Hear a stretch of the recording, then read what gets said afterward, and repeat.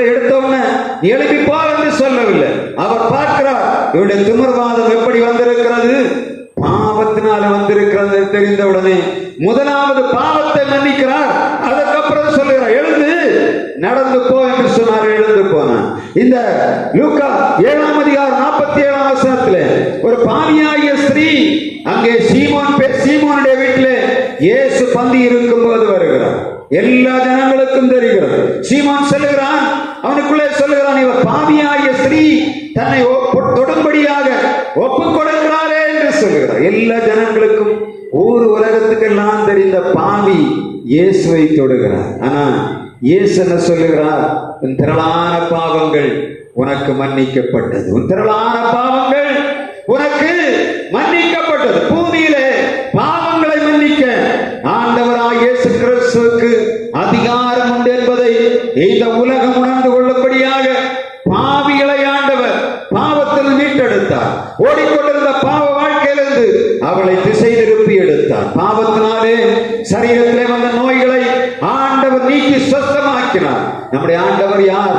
குற்றங்களை பாராதவர். நம்முடைய ஆண்டவர் யார்? குற்றம் இல்லாதவர். நம்முடைய ஆண்டவர் யார்? குற்றங்களை மன்னிக்கிறவர். அதைத்தான் நம்ம எல்லா நாளும் பரமண்டல ஜெபத்திலே செய்கிறோம். அப்படித்தானே? பரமண்டல எங்கள் பிதாவே, உம்முடைய நாமம் பரிசுத்தப்படுவதாக, உம்முடைய ராஜ்யம் வருவதாக, உம்முடைய சித்தம் பரலோகத்திலே செய்யப்படுவது போல பூமியிலே செய்யப்படுவதாக. எங்களுக்கு வேண்டிய ஆகாரத்தை எங்களுக்கு தாரும்.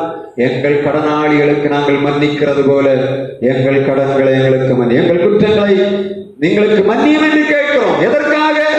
ஆண்டவர் பாவங்களை மன்னிக்க அதிகாரம் உள்ளவராயிருக்கிறபடியினாலே அவருடைய சமூகத்திலே நாம் வந்து நம்முடைய பாவங்களை அறிக்கையிடுவோம். எதற்காக குற்றங்களை அறிக்கையிட வேண்டும்?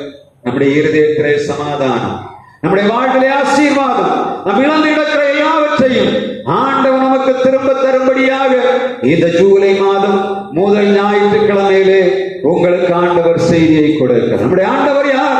உங்கள் பழைய வாழ்வை பாராதவர், உங்கள் பழைய குற்றங்களை பாராதவர். உங்களுக்குள்ள ஒரு தைரியம் வர வேண்டும். குற்றப்படுத்துகிற மனிதர்களுக்கு முன்பாக நின்று சொல்லணும், நான் இயேசு ரத்தத்தாலே கழுவப்பட்டவன், நான் அவரின் ராஜரீக ஆசாரிய கூட்டம், ராஜாவின் ஜெயகம்பீரம் எனக்கு முன்பே இருக்கிறது. எந்த மனிதனும் எனக்கு முன்பாக நிற்க முடியாது. நம்முடைய பிள்ளைகள் நான் குற்றம் செய்யும் போது ஆண்டவரோடு சொல்ல, ஆண்டவரே இந்த குற்றத்துக்கு அவளை தண்டித்து விடக்கூடாது. ஏன்னா மேய்ப்பனுடைய மிகப்பெரிய வேலை என்ன? ஆடுகள் குற்றம் செய்யும் போது அதை அடி கொடுத்து திருத்துகிற பணி உண்டு. அதை போய் அனைத்து எல்லாம் குற்றம் குண்டாமண்ணி செய்ய ஆடை என்ன பண்ணுவான்? மேய்ப்பன் போய் அது காலில் புண்ணு வந்தா போய் அதை கட்டி சமப்படுத்தி ஆண்டவரே சுகமாக்கம் என்று கேட்பேன். எப்பொழுதும் அப்படிதான். நான் எந்த கண்களுக்கு முன்பாக ஏதாவது குற்றங்களை பண்ணோம்னா எந்த இடத்துல ஆண்டவரே இந்த குற்றத்தின் நிமித்தமாக அவளை கண்டித்து விடக்கூடாது. உங்களுடைய பிள்ளைகள் இவர்கள் கஷ்டப்பட்டா யாரு சுமக்கணும்? நான் தான் சுமக்கணும். அதனால என்ன பண்ணக்கூடாது? நீர் இவருடைய குற்றங்களை பார்க்க கூடாது என்று சொல்லி அதனால ஆண்டவர் என்ன பண்ணுகிறார்? அநேக ஆசீர்வாதங்களை உங்களுக்கு தந்து கொண்டு வர இன்னும் தருவதற்கான வல்லமை உள்ளவராக இருக்கிறார். நாம் அந்த பார்த்த நாட்கள் இருந்தவரை கர்த்தர் உங்களை 100 மடங்காய் ஆசீர்வதித்திருக்கிறார் என்பது எனக்கு தெரியும். ஆனால் நமக்குள்ளே குற்றங்கள் இருக்கும் என்று சொன்ன குற்றங்களை சுமந்து கொண்டு போவது ஆண்டவருடைய விருப்பம் அல்ல.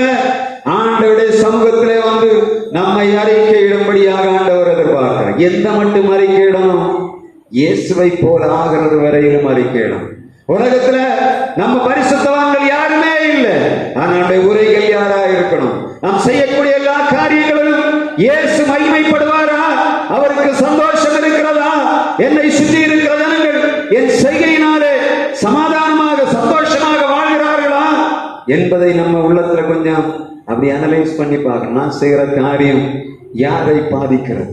அதே காரியத்தை ஒருவர் செய்தார் எனக்கு எவ்வளவு வேதனை இருக்கும். அப்படின்னா அந்த உரைகளை காண ஒரு தடவை தவறு செய்து விட்டோம், அதே தவறை திரும்ப செய்வதற்கு முயற்சிக்க கூடாது. ஒரு தப்பு பண்ணிவிட்டால் அதை திருத்துவதற்கு முயற்சி செய்ய வேண்டுமே தவிர கடின இதயத்தோடு நீ சொல்வது நான் எதுக்கு கேட்கணும்? உன்னுடைய வார்த்தை நான் ஏன் கேட்க வேண்டும் என்று சொன்ன நம்மவே நம்முடைய ஆசீர்வாதத்தை தடை பண்ணுகிறவர்களாய் மாறிப்போம். நம்முடைய ஆண்டவர் குற்றங்களை பாராதவர் தான். ஆனால் குற்றங்களை அறிக்கையிடுகிற நமக்கு குற்றங்களை மன்னித்து நம்முடைய ஆசீர்வாதத்தை நிறைவாக்குகிற ஆண்டவர். நிறைய காரியங்கள் இந்த வருடத்தில் நாம் செய்ய வேண்டியது இருக்கிறது. எல்லாவற்றுக்கும் தேவையான பலன் ஆண்டவருடைய சமூகத்திலே உண்டு. நீங்கள் உங்களுடைய குற்றங்கள், நான் செய்த தவறுகள் எல்லாவற்றையும் நீங்கள் சுமந்து கொண்டு தெரியாதபடி, நீர் என்னுடைய குற்றங்களை மன்னிக்கிறவர், நீர் என்னுடைய குற்றங்களை பாராதவர், நீர் என்னுடைய அப்பா என்று சொல்லி பாருங்க. உங்கள் வாழ்விலே புது பலன். நீங்கள் ஓடிக்கொண்டிருக்கிற பாதையிலே உங்களுக்கு காண்டாமிருகத்துக்கு அந்த பலனை ஆண்டவர் தருகிறவராக இருக்கிறார். இந்த 23ஆம் அதிகாரத்தில் அவர் சொல்லுகிறார். தொடர்ந்து நீங்க பாத்தீங்கன்னா தெரியும். 23 சொல்லுகிறது, யாக்கோபுக்கு விரோதமான மந்திரவாதம் இல்லை, இஸ்ரவேலுக்கு விரோதமான குறி சொல்லுதல் இல்லை, காண்டாமிருகத்துக்கு ஒத்த பலன் அவர்களுக்கு உண்டு. காண்டாமிருகம் என்ன பண்ணும்? அது கொம்ப வைத்து ஒரு சிங்கத்தை சும்மா அசால்ட்டா தூக்கி வீசிடும். உங்க வீட்டுல காண்டாமிருகத்தை வளர்த்த முடியுமா? ஒரு மனிதன் காண்டாமிருகத்தை வளர்த்த முடியும். யானையை வளர்த்து விடலாம், சிங்கத்தை வளர்த்து விடலாம், புலியை வளர்த்து விடலாம். ஆனா காண்டாமிருகத்தை மாத்திரம் ஒரு மனுஷன் வளர்க்க முடியும். அப்படிப்பட்ட அது ஒரு மாதிரிப்பட்ட மிருகம். அதை யாரும் தொடவும் முடியாது, தொட்டா விடவும் செய்யாது. அப்படிப்பட்ட மிருகம் ரொம்ப சாதாரண மிருகம். கறி ஒன்றும் சாப்பிடாது. அடிக்கடி சொல்லுது, காண்டாமிருகத்துக்கு சாப்பாடு என்னத்தை? வெறும் புல்லுதான். காடை மேய்கிற காண்டாமிருகத்துக்கு எவ்வளவு பலனை ஆண்டவர் கூட இருக்கிறார். பலவீனமாய நம்மையும் அந்த பிள்ளையம் ஆசீர்வதிக்கும் போது சொல்லுகிறார், காண்டாமிருகத்துக்கு ஒத்த பலன் அவர்களுக்கு கொண்டு. காலத்தை இழக்கணும்னு பயங்கர பலவீனமா தான் இருக்குது. அப்படி திரும்பி படிக்க முடியல, இப்படி திரும்பி படுக்க முடியல, அவ்வளவு பலவீனம். எழும்பும் போது ஒரு காலத்துல சின்ன பிள்ளைங்க சல்லுன்னு எழுப்பி நடந்து வந்துடும். இப்ப வயசான பிறகு எழும்பும் போதே யோசித்து தான் எழும்ப வேண்டியிருப்பது. முதுகு வலி. இதுல ஆண்டவர் சொல்லுகிறார், அவங்களுக்கு காண்டாமிருகத்துக்கு ஒத்த பலனை தருகிறேன். நீங்க அதை சொல்லணும். ஆண்டவர் நீர் சொல்லி இருக்கிறீர், நேரத்துக்கு இந்த மனுஷன் காண்டாமிருகத்தை பலனை தந்து தருவேன்னு சொன்னாரு, எனக்கு பலன் பலன் தந்துருகிறான்னு கேட்டு பாருங்க. உண்மையாக நீங்க உங்கள் பாவங்களை அக்கிரமங்களை அறிக்கையிட்டு, ஆண்டவரே எனக்கு அந்த பலனை தரணும்னு கேட்டீங்கன்னா எல்லா பலனையும் ஆண்டவர் தருவதற்கு வல்லமை உள்ளவராக. பலவீனங்களை சுமந்து போவது ஆண்டவருடைய சித்தம் அல்ல.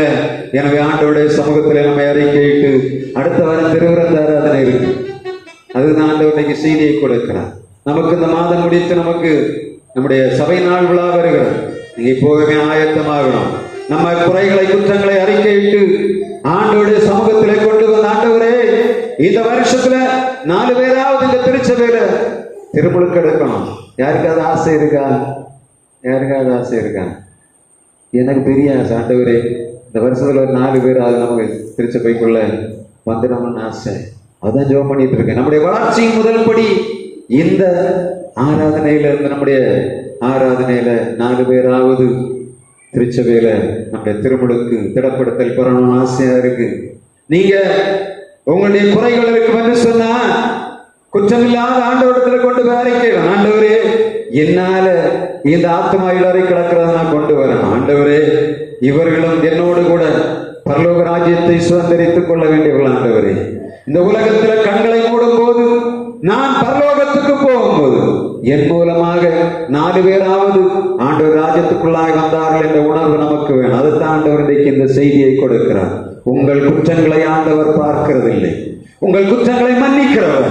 அதை போல குற்றமில்லாத ஆண்டவருடைய, அவர் குற்றமில்லாதவரை பார்த்து நம்முடைய வாழ்வை சரி பண்ணி பிறருக்கு ஆசீர்வாதமாக மாறுவோம், பிறருக்கு வெளிச்சம் கொடுப்போம், இருளின் அதிகாரத்தில் வெளியே வருவோம். கர்த்தர் தொடர்ந்து உங்களை ஆசீர்வதிப்பார். என்ன செய்தி இன்றைக்கு? என்ன செய்தி? ஆண்டவர் யார்? குற்றங்களை பாராதவர். ஆண்டவர் யார்? குற்றம் இல்லாதவர். ஆண்டவர் யார்? குற்றங்களை மன்னிக்கிறவர். இதை தொடர்ந்து சொல்லணும். உங்களுக்குள்ள இன்னைக்கு போராட்ட வாரத்தில் போராட்டம் எப்ப பார்த்தா நான் சொல்லலாம், பிசாசம் நீ அதை செய்த பார்த்தேன் போ பிசாசே, என் ஆண்டவர் குற்றத்தை பார்க்கிறவர் அல்ல. தைரியமா சொல்லணும். நீ சொல்லு, சொல்லிட்டே இரு. நம்ம ஓடுற ஓட்டத்தை சரியா ஓடணும். அதுக்காக போன தப்பான ஓட்டத்துல ஓடக்கூடாது. அதைத்தான் ஆண்டவர் சொல்லுகிறார். நீங்க போய்கொண்டிருக்கிற பாதையில குற்றங்களை பார்க்கவில்லை, கொஞ்சம் திருப்பி ரூட் மாத்தி ஓடணும். அதுக்கு தான் ஆண்டவருடைய செய்தி கொடுக்கக்கூடாது. ஓடுற ஓட்டத்தை ஓடிட்டு நான் இப்படியே தான் ஓடுவேன், அதுக்கு பதில் இல்லை. ஆண்டவர் குற்றத்தை பாராதவர், குற்றம் இல்லாதவர், குற்றங்களை மன்னிக்கிறவர். இருதயத்துக்குள்ளே சமாதானம், ஆசீர்வாதம், சிந்தனையிலே காணப்படுகிற போராட்டங்களிலே விடுதலை பெற்று நாம் ஜெபிக்கும்படியாக ஆண்டவர் இந்த மாதத்தை நமக்கு தந்திருக்கிறார். எனவே அந்த எக்காலத்தை நான் எடுத்து ஊதிட்டு இருக்கேன். திருச்சபை ஆயத்தமாகணும். திருச்சபை எதற்கு ஆயத்தமாகணும்? யுத்தத்துக்கு ஆயத்தமாகணும். திருச்சபை எதற்கு ஆயத்தமாகணும்? முதலாம் தேதி அதிகாலை நேரத்தில் கொடுக்கப்பட்ட செய்தி. அதுக்கு தொடர்ச்சி தான் இன்னைக்கு கொடுத்திருக்கேன். திருச்சபை என்ன பண்ணணும்? எக்காலம் ஊதும் போது ஆயத்தமாகணும். சபை கூட வேண்டும். அதை போல திருச்சபை எக்காலம் ஊதும் போது யுத்தத்துக்கு ஆயத்தமாகணும். சத்துருவான் வரும்போது அவனை ஜெயிக்கும்படியாக ஆயத்தமாகணும். இந்த யுத்தம் எதற்காக? நல்ல போராட்டத்தை போராடினேன், ஓட்டத்தை முடித்தேன், விசுவாசத்தை காத்துக்கொண்டேன், இது முதல் நீதியின் கீழ் எனக்காக வைக்கப்பட்டிருக்கிறது என்று சொல்லி 2 தெசலோனிக்கேயர் 4ஆம் அதிகாரம் 7ஆம் வசனத்திலே பவுல் அப்போஸ்தலன் சொன்னது போல நாமும் சொல்லும்படியாய்த்தான் அந்த ஓட்டத்திலே நாம் நிற்க வேண்டும். கர்த்தர் தொடர்ந்து நம்மை பயன்படுத்துவாராக. குற்றமில்லாத ஆண்டவர், குற்றம் பாராத ஆண்டவர், குற்றங்களை மன்னிக்கிற ஆண்டவர் நமக்கு உண்டு. ஏன் சோர்ந்து போகிறீர்கள்? ஏன் பயந்து போகிறீர்கள்? ஏன் திடனற்று போகிறீர்கள்? திடனுள்ள ஆண்டவரை பற்றி கொண்டு ஜெயம் எடுப்போம். ஆண்டவர் தொடர்ந்து நமக்கு இரக்கம் பாராட்டுவாராக. நாம் எழுந்து நின்று